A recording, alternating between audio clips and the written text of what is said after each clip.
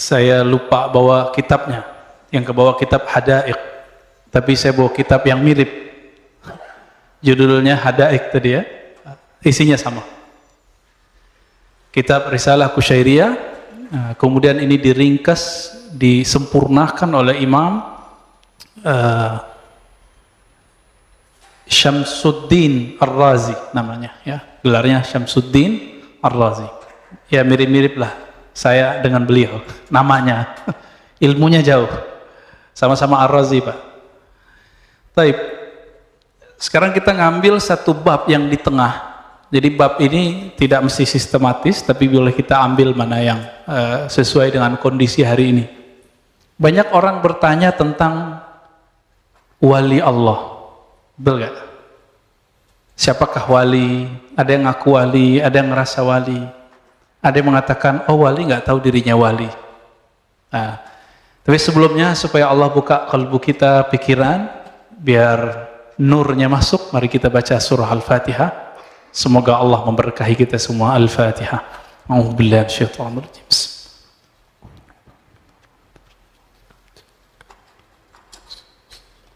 Shiratal ladzina. Amin.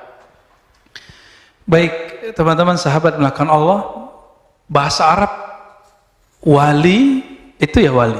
Bedanya wali itu orangnya. Waliullah orangnya. Nah, ilmu tentang itu disebut dengan walayah, perwalian. Masuk ke dalam bahasa Indonesia, terjemahannya minimal dua, ya, wali murid, wali kelas, sama wali beneran. Ini berbeda ya, wali murid, wali kelas, atau wali. Nah, maksudnya wali kelas, ini contoh aja. Kenapa diartikan wali kelas? Karena dia mengurusi suatu wilayah. Udah jadi bahasa Indonesia wilayah. Maka seorang wali itu dianalogkan seperti seorang guru. Dia punya otoritas ngurusin satu kelas, satu wilayah. Maka disebutlah orang itu wali. Itu analog yang paling gampang. Ya. Jadi kalau mau sebut wali, dia punya walayah. Maka wali ini karena urusannya urusan rohani, dia tidak bisa dihitung dengan saya pakai gamis, saya pakai kopiah, saya pakai serban, saya pakai jenggot, itu nggak ada urusan. Tasbih saya 1000, nggak ada urusan, Pak. Ini urusan kalbu, urusan rohani. Maka mengenal wali tidak mungkin dengan mazahir, dengan penampilan-penampilan zahir, dengan penampilan fisik. Tidak mungkin dengan khawariqul aadah, dengan kejadian-kejadian kesaktian, ya, keunikan itu. Berjalan di atas air, kebal. Kenapa? Itu terjadi juga pada dukun. Ya kan? Mustajab doa, dukun mustajab terus doanya. Kenapa dukun bisa mustajab? Karena dia diajarkan oleh gurunya salah satu ismul a'zam yang dulu dipakai oleh iblis. Iblis kenapa doa masih dikasih?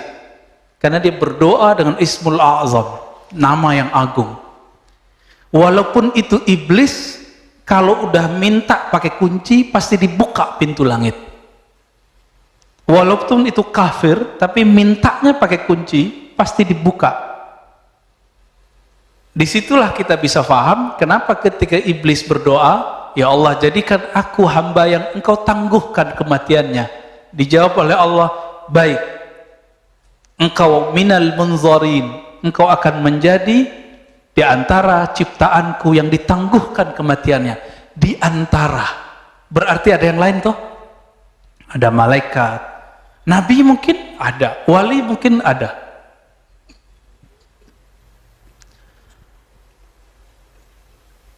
Maka wali Allah itu secara harfiah artinya orang yang disayang oleh Allah Subhanahu wa taala.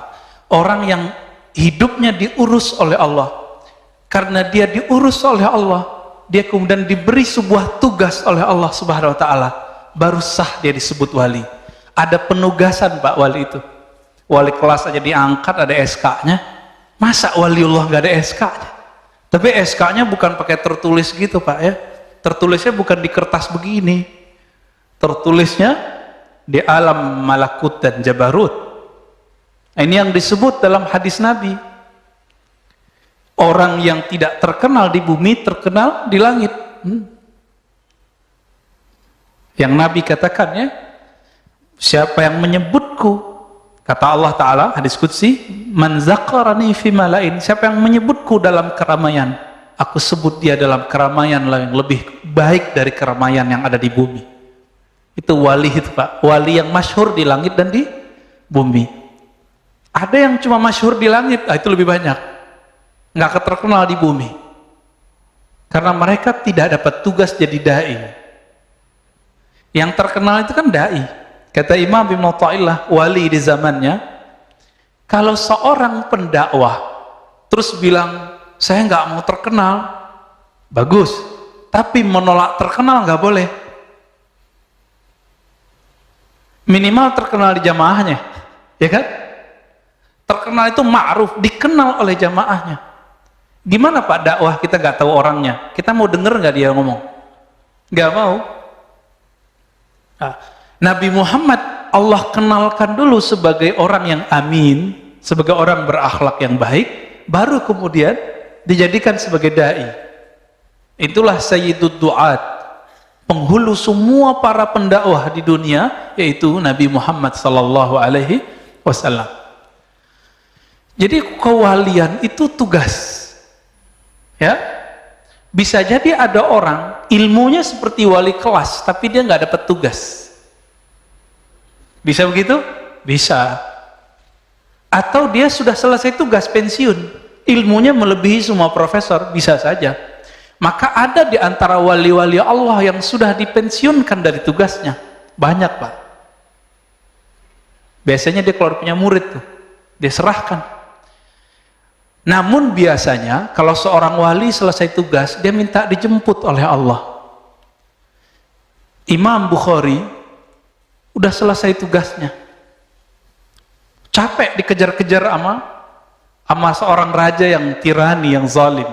Beliau tidak mau diundang ke istana, karena saat itu ada image siapa dai, siapa ulama yang dia berdakwah di istana, saat itu pasti penjilat.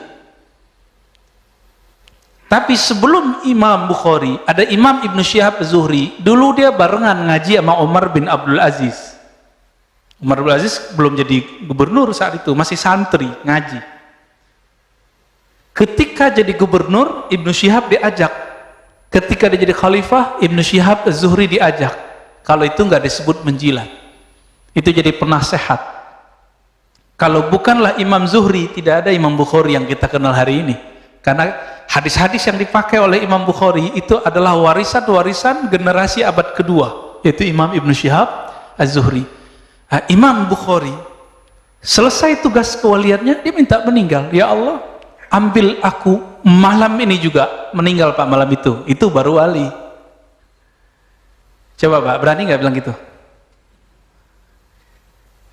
Kalau wali itu pengen hidup panjang, itu Allah kasih Pak. Kekasih dikasih gak permintaannya? Kasih, ya. Tapi ada tugas. Nah, baik. Kita masuk ke kitab ini. Di Quran itu ada Allahu waliyul ladzina amanu, Allah wali orang-orang beriman. Maka wali itu ada wali secara umum. Allah yang mengurus semua hamba-hambanya, maka disebutlah Allah itu wali. Berarti karakter wali apa? Mau ngurusin orang Pak, ngurusin hamba Allah. Allah itu setiap hari mengurusi hambanya, tapi setiap hari juga orang kemudian durhaka kepadanya. Maka orang-orang yang ingin menjadi wali kekasih Allah, ngurusin hamba-hamba Allah, ngurusin masjid-masjid Allah, ngurusin tempat belajar ilmu-ilmu mengenal Allah, mengenalkan umat kepada Allah, tapi dihujat oleh umat. Tapi dikata-katain oleh umat, siap nggak? Kalau siap, antum akan diangkat jadi kekasihnya. Itu harus punya keputusan. Kalau takut dibenci, takut populer dibenci, Maka Ibnu Thaillah mengatakan, ente abduz zuhur, ente bukan hamba Allah yang maha nyata, ente itu hamba Allah yang suka popularitas. Kita juga nggak pengen diam-diam aja, sembunyi-sembunyi, enggak. Kalau ada tugas kita jalan. Maka Ibnu Thaillah mengatakan, jika tugas sudah diturunkan oleh gurumu, oleh Allah SWT, oleh Rasul SAW, maka tidak ada lagi ceritanya diam-diam. Kenapa? Wali Allah bukan hamba sembunyi-sembunyi, tapi dia hamba Allah yang maha menyembunyikan dan maha menyatakan, yang maha populer dan maha gaib, maha zahir dan maha batin. Ya. Jadi kalau antum bisa berdakwah lewat FB, lewat Instagram, terusin. Tapi jangan kemudian ada yang unlike, ada yang kritik, hatinya jadi gundah. Dikata-katain orang di YouTube, sakit. Ya. Mending sakit badan, sakit hati. Nauzubillah min dzalik. Baik. Apa kata beliau? Syarat kewalian itu beda wali sama nabi apa? Seorang nabi syaratnya maksum, terpelihara dari dosa.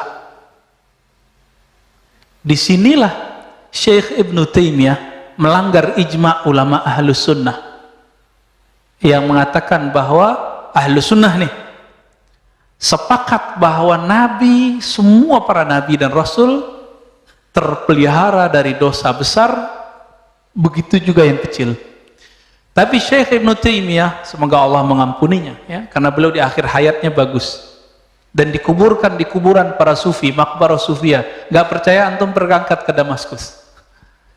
Jadi di sana ada komplek para sufi, hanya sufi yang boleh dikubur di situ, Pak. Hanya wali-wali Allah yang boleh dikubur di situ. Ibnu Taimiyah akhir hayatnya beliau mengamalkan kitab Risalah Kusyairiyah. Makanya beliau mengeluarkan kitab Al-Kalimut Thayyib, lalu kemudian opininya 2 jilid dalam Majmu' Fatawa tentang tasawuf. Sangat bagus sekali.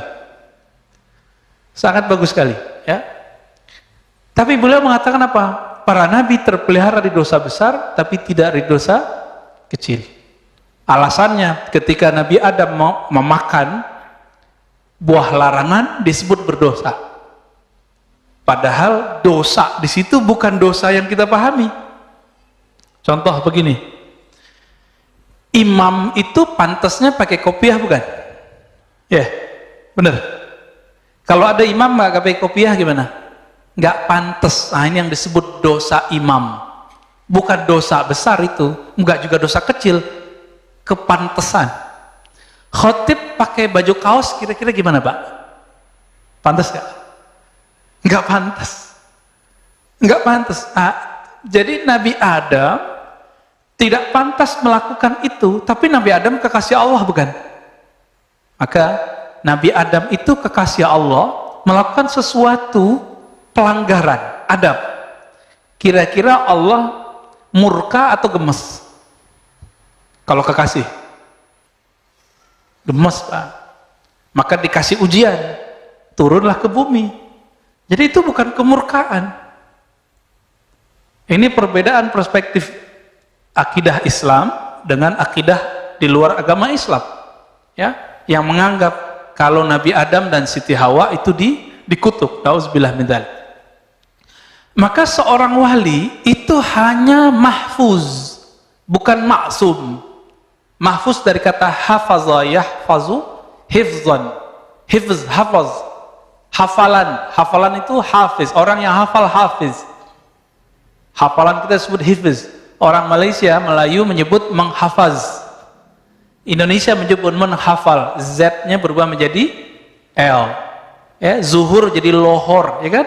Zuhur jadi luhur. Ya, biasa itu perubahan-perubahan dialek. Apa bahasa orang makan Allah?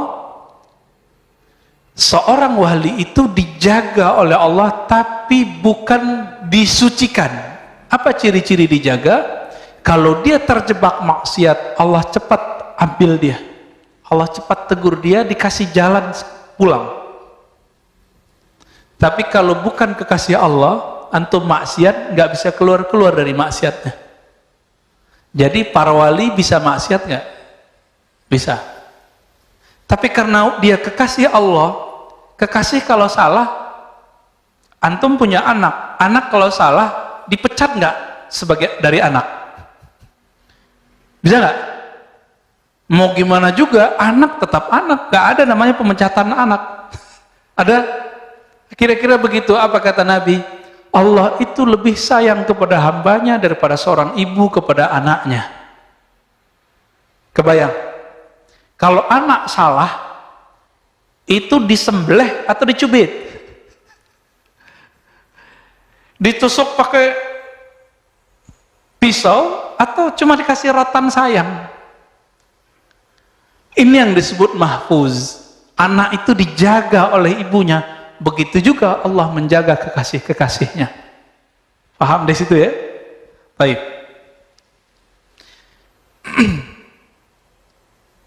Maka beliau mengatakan famin syartil wali ayyakuna mahfuzan. Maka syarat wali dia mahfuz.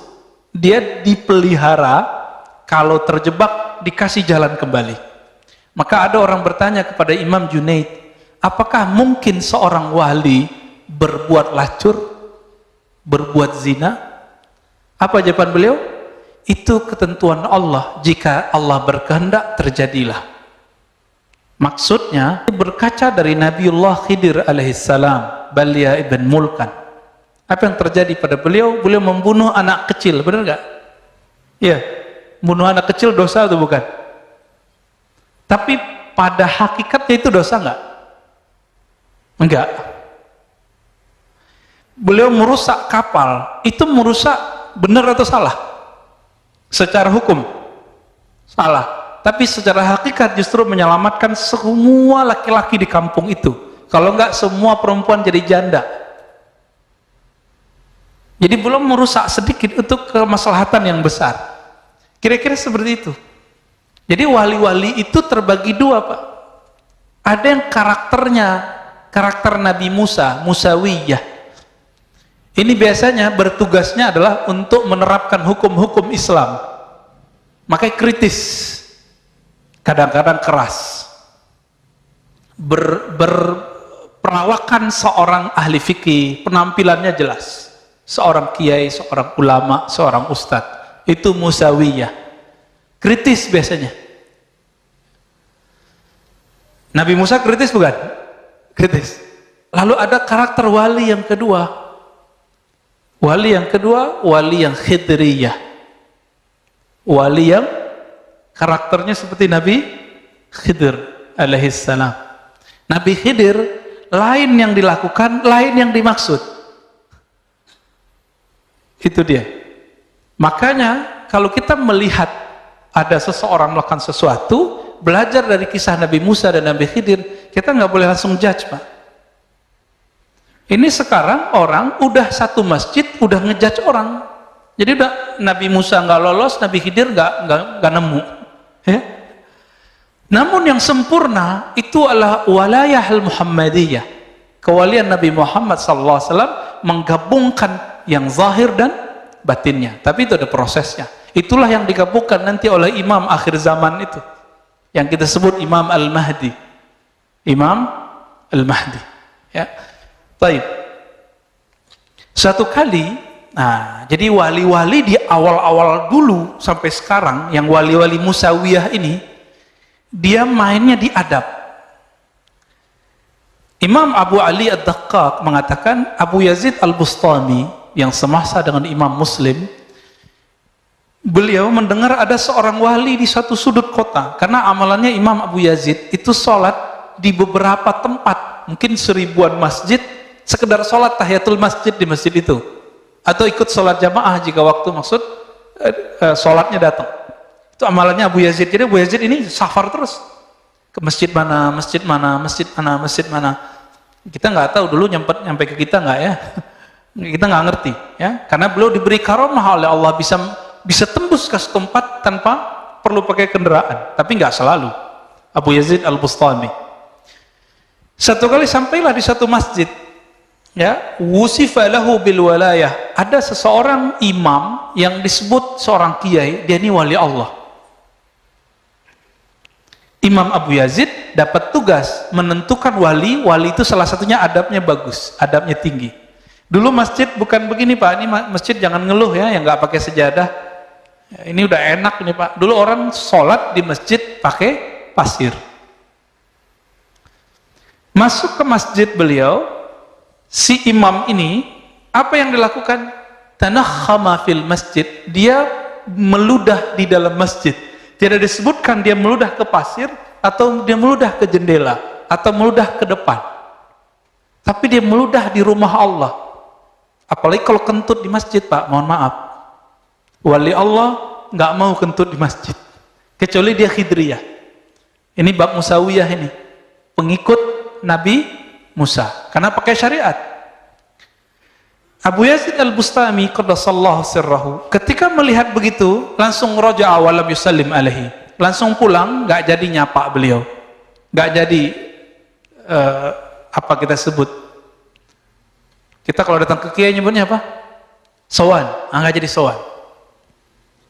Apa kata beliau? Man la yu'man ala adabin min abai syara' kaifa yu'man ala asraril haq. Jika ada orang tidak amanah terhadap adab-adab syariat, bagaimana dia bisa amanah terhadap tugas-tugas langit? Gak mungkin. Gitu, ya. Maka kalau ada orang-orang yang melanggar syariat itu dan mengingkarinya, ini syaratnya. Jadi kalau yang bukan wali Pak, ini wali nih kata orang, tapi kita jarang melihat dia melakukan ibadah misalnya, belum tentu dia gak ibadah. Kita harus dengar dari dia bahwa dia mengingkari ibadah itu, mengingkari syariat itu. Kalau dia mengingkari syariat itu, batal kewaliannya. Jadi kalau antum ketemu seorang wali, udah masuk waktu asar kok belum sholat-sholat, karena wali ini kadang-kadang Allah kasih kelebihan bisa mecah badan. Siapa itu? Nabi Yakub. Nabi Yakub kekasih Allah bukan? Beliau nabi, nabi itu pasti wali. Nabi Yusuf sedang digoda oleh seorang perempuan, yaitu Zulaikha, sedang digoda itu. Tiba-tiba Nabi Yakub ada di depannya, memukul dia dengan tongkatnya. Nabi Yakub di mana? Di Yerusalem. Nabi Yusuf di mana? Di Mesir. Kok bisa pindah tempat? Padahal Nabi Yakub tidak pindah tempat. Itu yang disebut mecah, rohaninya mecah. Maka Nabi Muhammad SAW bisa saja dilihat dalam semalam orang mimpi dalam rupa yang berbeda-beda. Siapa yang mengatakan ini? Imam Ghazali. Diulang ini Imam Ghazali. Diulangi oleh ahli hadis Imam Ibnul Arabi Al-Ma'afiri, Imam ahli hadis dari Maroko, bukan Ibn Arabi yang Andalusi ya. Baik. Kok jadi tegang gitu Pak bahas wali? Sekarang nggak pakai kitab dulu deh ya, pusing kalau pakai kitab. Masih ada waktu. Wali itu setinggi-tingginya wali, dia di bawah semua para nabi. Setinggi-tingginya para wali, dia pasti di bawah derajat para nabi. Dan setiap wali pasti mewarisi seorang nabi. Setiap wali. Dalilnya apa? Al-ulama warathatul anbiya. Ulama pewaris para nabi, bukan rasul. Maka yang diwariskan oleh seorang nabi adalah nubuatnya, bukan kerasulannya.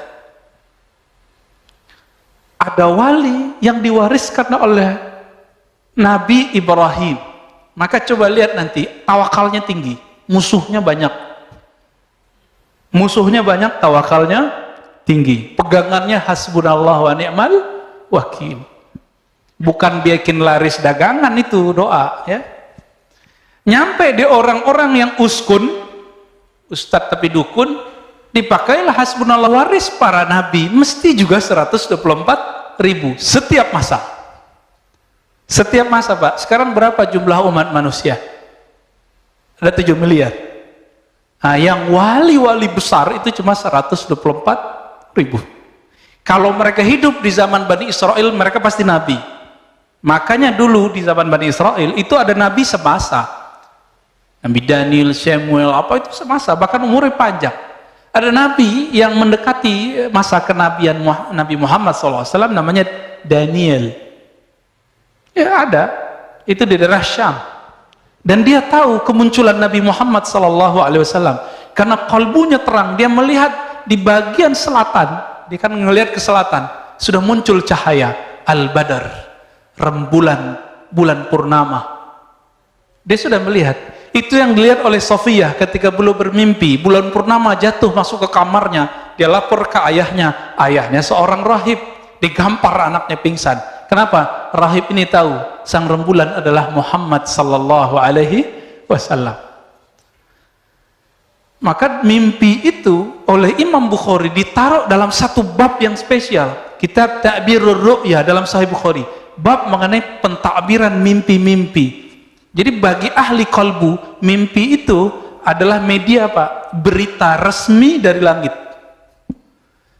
Kalau bumi kan kita baca CNN, TV One, Metro, apa lagi?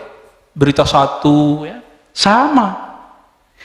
Itu berita langit juga begitu Pak. Ada channel-channelnya itu di kalbu itu. Belum tahu ya?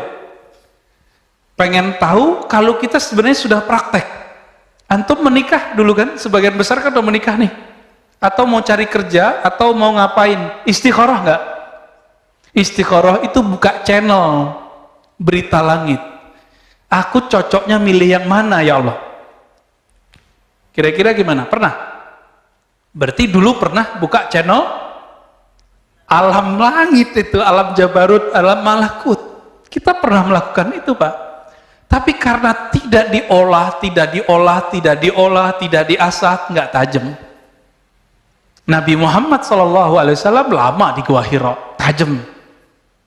Setelah jadi Rasul pun masih itikaf, lebih tajam lagi.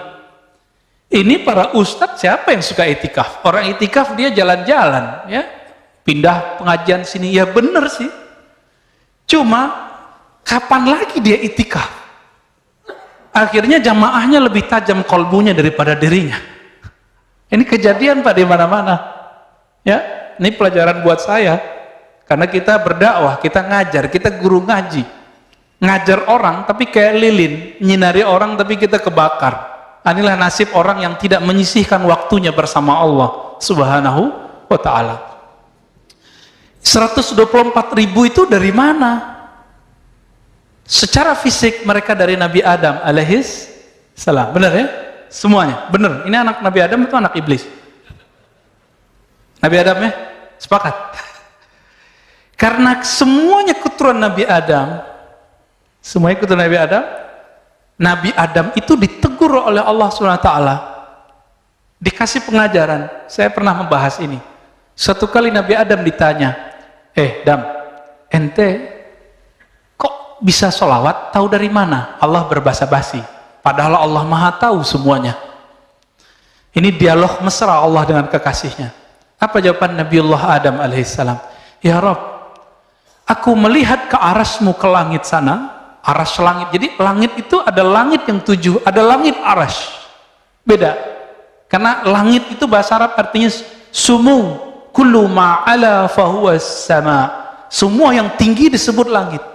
Memandang dia ke atas, surga kan sudah di Sidratul Muntaha, sudah di atas langit ke-7 Pak. Melihat ke langit-langitnya Sidratul Muntaha, tembus pandangnya sampai ke arsy Allah Subhanahu wa taala. Di situ dia melihat nama Allah dan nama Muhammad atau Ahmad. Berpikirlah Nabi Adam, tidak mungkin ini nama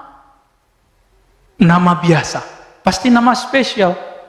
Karena nama pencipta digandengkan dengan nama seseorang. Ini coba lihat. Kalau dulu waktu masih kecil, waktu sekolah, sering nggak nulis nama kita love siapa gitu. I love siapa, ditulis Pak, bener nggak? Bahkan perempuan-perempuan kalau nikah atau pas ulang tahun sering buat kalung simbol namanya misalnya Sinta, cowoknya namanya apa namanya? Mahadi gitu ya. SM gitu. Dibuat love SM, simbol. Siapa yang mengilhami itu? Allah. Maka kita kalau di rumah, bagi yang tidak mengharamkan foto dia, foto ya kan? Kita kalau cinta Allah dan Rasul, kita kasih kaligrafi Allah Muhammad, ya kan? Itu siapa yang mengilhami? Allah Subhanahu wa Ta'ala. Kita kalau cinta sama orang tua, kita taruh apa fotonya di rumah. Cinta guru kita taruh gede-gede di rumah. Bener? Ya, kita kadang-kadang kita foto sama guru, kita pasang jadi ya apa namanya, DP namanya, bukan DP mobil ya. Kenapa itu terjadi? Itu ilham dari Allah. Ini yang dilihat oleh Nabiullah Adam alaihissalam. Maka Allah mengatakan, ya Adam, tahukah engkau wahai Adam, siapakah itu Muhammad atau Ahmad? Apa jawaban Adam? Engkau yang lebih tahu ya Allah.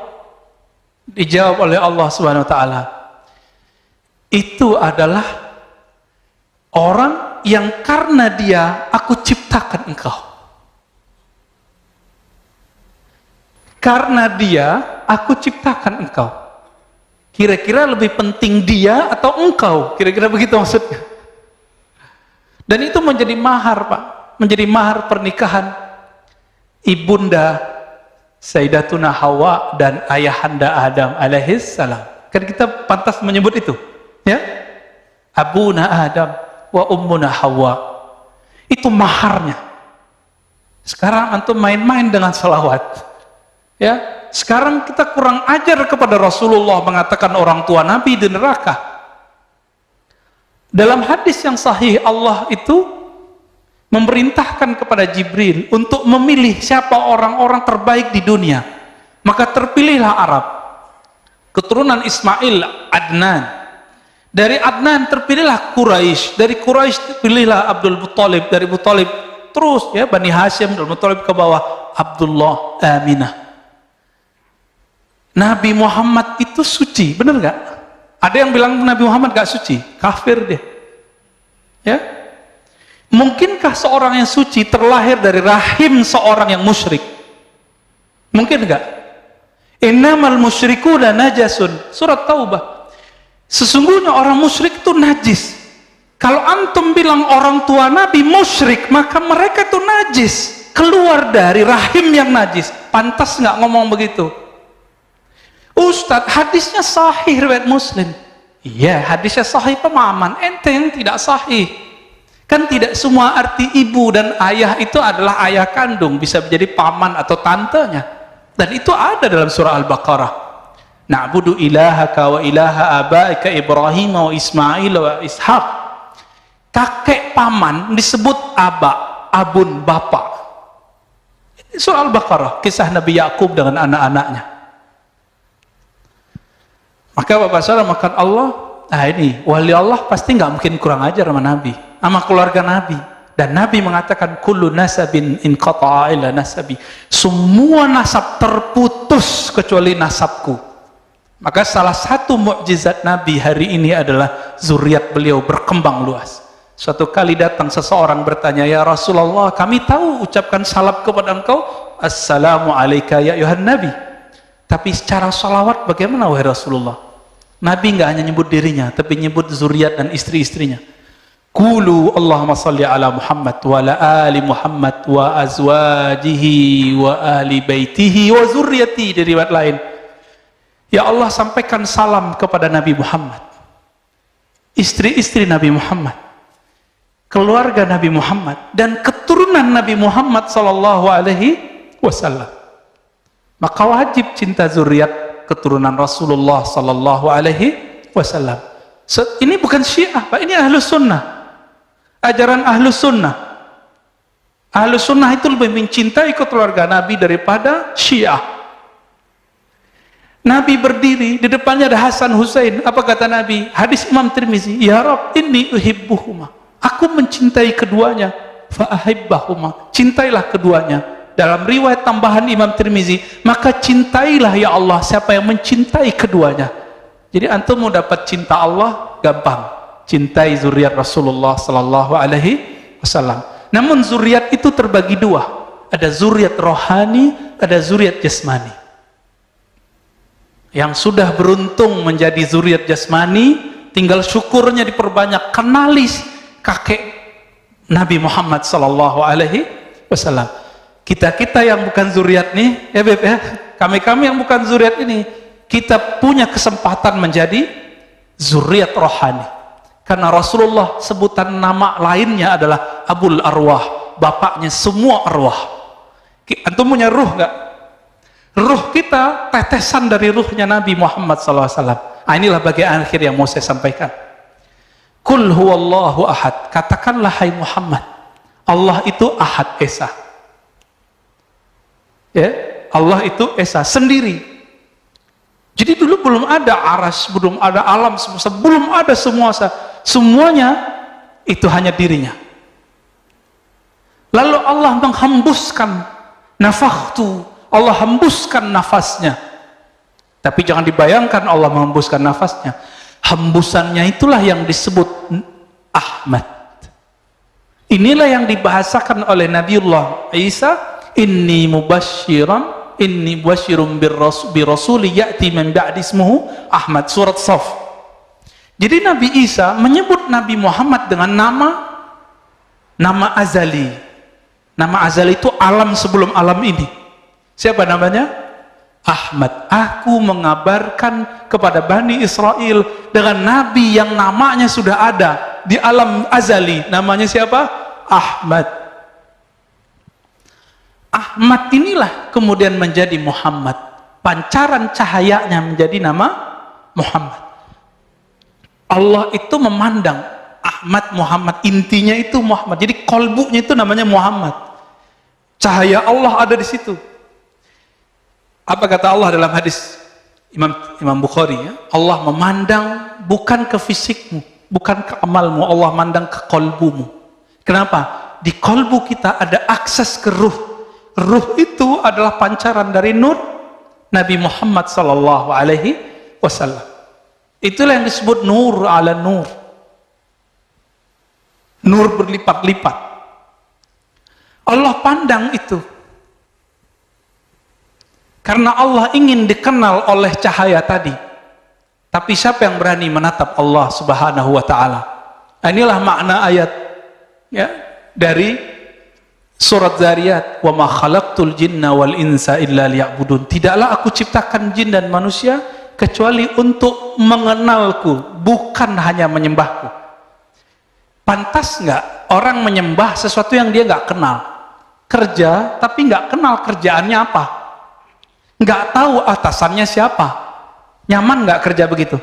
Itu sebabnya antum kenapa nggak nyaman berdiri lama dalam sholat? Kenapa tidak jelas siapa yang disembah? Ibnu Abbas radhiyallahu taala anhu mengatakan, liya'buduni liya'rifuni. Jin manusia itu misinya cuma satu, mengenal aku. Inilah makna dari surat Thaha ayat 14. Hai Musa, ya, innani anallah. Allah kasih mengenalkan dirinya. Akulah Allah, tiada yang disembah kecuali aku.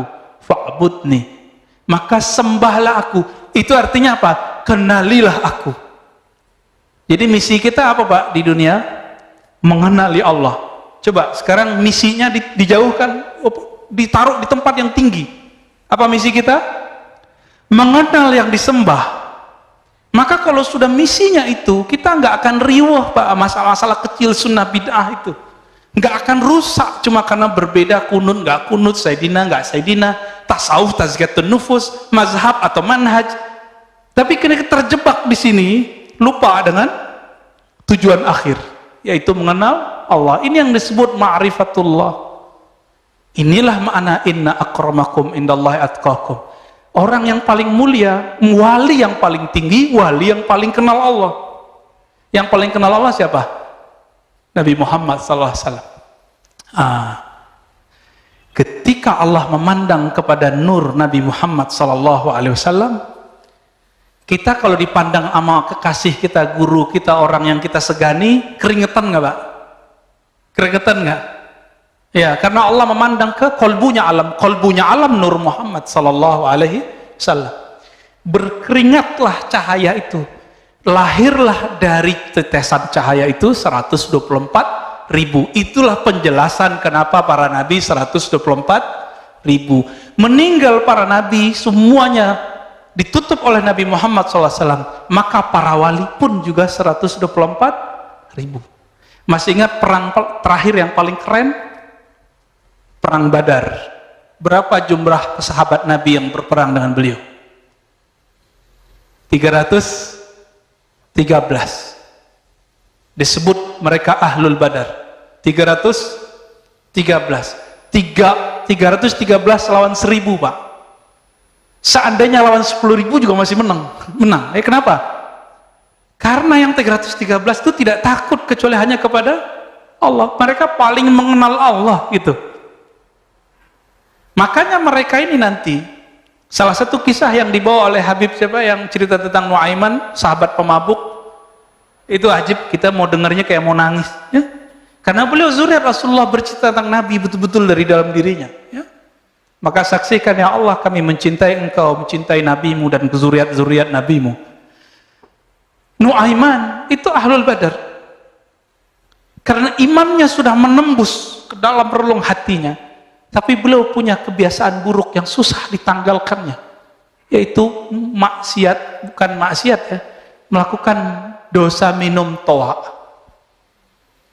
Di zaman Umar, tim-timnya Umar ini kan banyak, laporan datang, ya Umar, itu kekasih Allah atau kekasih setan itu? Ya? Nah, ini sebagai akhir. Apa jawaban Umar? Oh, jangan kamu laknat dia, karena dia dicintai oleh Allah dan Rasulnya. Maka sahabat-sahabat semua, saya berdoa semoga kita termasuk yang 124.000. Jika tidak, antum termasuk yang mencintai yang 124.000. Amin ya rabbal alamin. Allahumma syfa'na bi syafa'ati nabiyyika Muhammad sallallahu alaihi wasallam. Subhanakallahumma wa bihamdika asyhadu an la ilaha illa anta astaghfiruka wa atubu ilaik. Assalamualaikum warahmatullahi wabarakatuh.